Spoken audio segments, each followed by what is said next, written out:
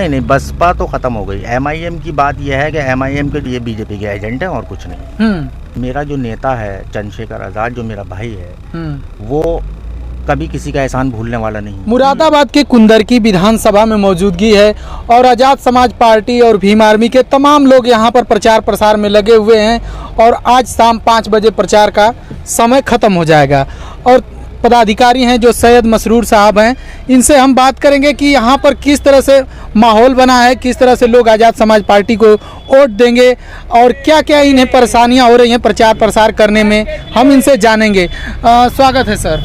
बहुत बहुत धन्यवाद आपका राज भाई, और बहुत शिद्दत से और मेहनत से आप काम कर रहे हैं इस विधानसभा में बहुत दिनों से, और मैं आपका बहुत शुक्रगुजार हूँ कि आप पब्लिक में जाकर जो है लोगों को जो सच्चाई है वो अपने चैनल के माध्यम से लोगों को आप दिखा रहे हैं। और जैसे कि अभी आपने देखा पूरी फोर्स लगा दी गई है इसे रोकने के लिए हमारे रोड शो को। ये सरासर हम लोगों के ऊपर जाती है और ये संविधान नाम की चीज़ इस सरकार में कोई रह नहीं गई है। और अब आप देखिए, कल भैया का प्रोग्राम था, वो जनसभा कैंसिल करा दी, लेकिन वो जनसभा कैंसिल होने से हमें फ़ायदा हुआ है।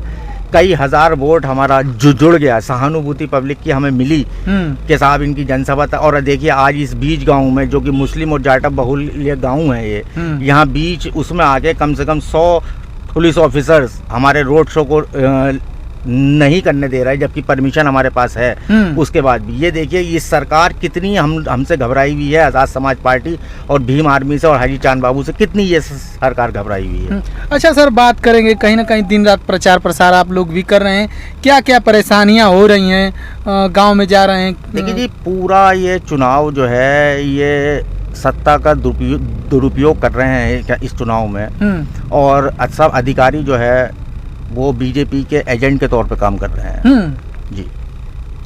और पब्लिक को डरा धमका बेशक सकते हैं, लेकिन जब ये पब्लिक वोट ईवीएम पे जाएगा, ख़ास तौर से हमारा मुस्लिम भाई और दलित भाई, तो वोट वो सिर्फ केतली के निशान पे ही करेगा। ये मैं दावे के साथ आपके चैनल के माध्यम से कहना चाहूँगा। अच्छा, वहीं देखा जाए तो एमआईएम से भी प्रत्याशी यहाँ उतर गए हैं, बसपा से भी उतर गए हैं, क्या लगता है कितनी? नहीं, बसपा तो ख़त्म हो गई। एमआईएम की बात यह है कि एमआईएम के जो पिछले जो जनरल इलेक्शन हुआ था 2022 में, यही कैंडिडेट थे जो खड़े हुए थे, उन्हें मात्र 14,000 वोट मिले थे जी। और ये सिर्फ जो वोट काटना चाहते हैं, ये हमारे ही वोट काटने के लिए खड़े हुए हैं, और ये बीजेपी के एजेंट हैं और कुछ नहीं जी।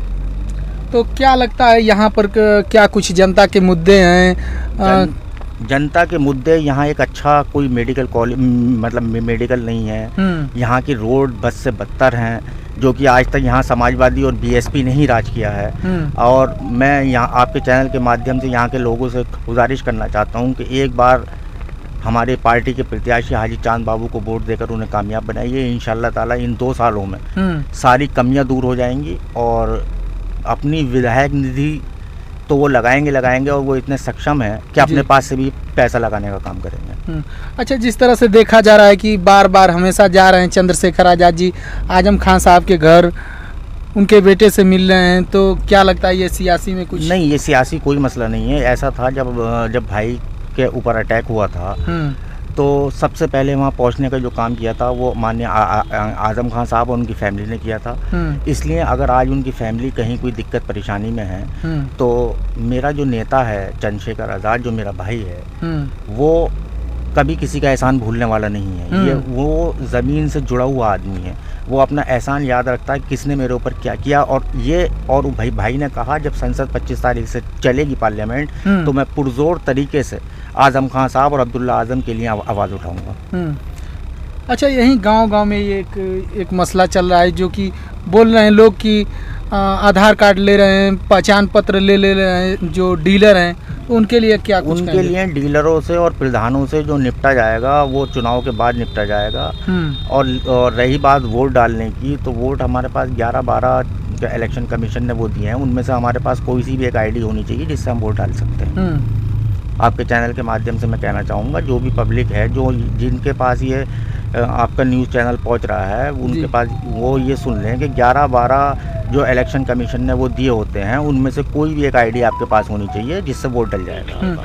अच्छा सर, ये लोग कह रहे हैं कि जैसे मुस्लिम समाज डरा हुआ है, देखिए मुस्लिम भय का माहौल तो है, लेकिन हम मुस्लिम जो हैं वो डरने वाले नहीं हैं। भय का माहौल तो है। अब जो कोई कारोबारी आदमी है तो वो खुल के सामने नहीं आ रहा है इनके डर की वजह से। कहीं उस पर छापे लगवा देंगे, फिर GST की रेट डला देंगे। अगर कोई मेडिकल स्टोर वाला है तो उसके पास DI भेज देंगे, या कोई वैसा है तो उसके पास उसके ऊपर कोई और मतलब जो विभागीय वो है कार्रवाई वो उस पर करवा देंगे। लेकिन मुस्लिम समाज आप देख लेना भाई कि जब EVM पे पहुंचेगा मेरा दलित भाई और मुस्लिम भाई, तो उसे सिर्फ केतली के अलावा दूसरी कोई चीज़ नहीं आएगी नज़र। ये मैं बिल्कुल यकीन के साथ आपके चैनल के माध्यम से कहना चाहता हूँ। अच्छा, वहीं लास्ट सवाल आपसे करेंगे, क्या लगता है इस बार 2027 का ये सेमीफाइनल है? 2027 का सेमीफाइनल तो इसे नहीं कह सकते। देखिए पब्लिक में हमारा चुनाव चिन्ह पहली बार गया है और इस मजबूती के साथ हम इलेक्शन लड़ रहे हैं। इस मजबूती के साथ हम चुनाव लड़ रहे हैं। पहली बात तो ये सीट हम जीतेंगे इंशाल्लाह ताला, और मीरापुर भी हम सीट जीतेंगे। और किसी वजह से अगर कहीं 19-20 हो भी जाता है तो हम बहुत फाइट करके इलेक्शन लड़ रहे हैं, मीरापुर भी और यहाँ भी। अच्छा, कितना वोटों से आप लोग जीत रहे हैं, कुछ बताएं? मेरे अनुमान से जैसे भैया की 10 तारीख को भैया आए थे, उसके बाद तो दिन ब दिन हमारा 2-3 हज़ार वोट में प्रोग्रेस हुई है रोज़। चलिए ठीक है। ये हैं साहब सैयद मसरूर साहब, आपने बात रखी और इनका कहना है कि इस बार हमारे प्रत्याशी जो कुंदरकी से हैं, आज़ाद समाज पार्टी के प्रत्याशी हाजी चांद बाबू ज़्यादा वोटों से पूर्ण बहुमत से यहाँ जीतेंगे। बाकी आप इनकी बातों से कितना सहमत हैं कमेंट बॉक्स में बताइए और मिलते हैं नेक्स्ट वीडियो में। जय हिंद, जय भारत।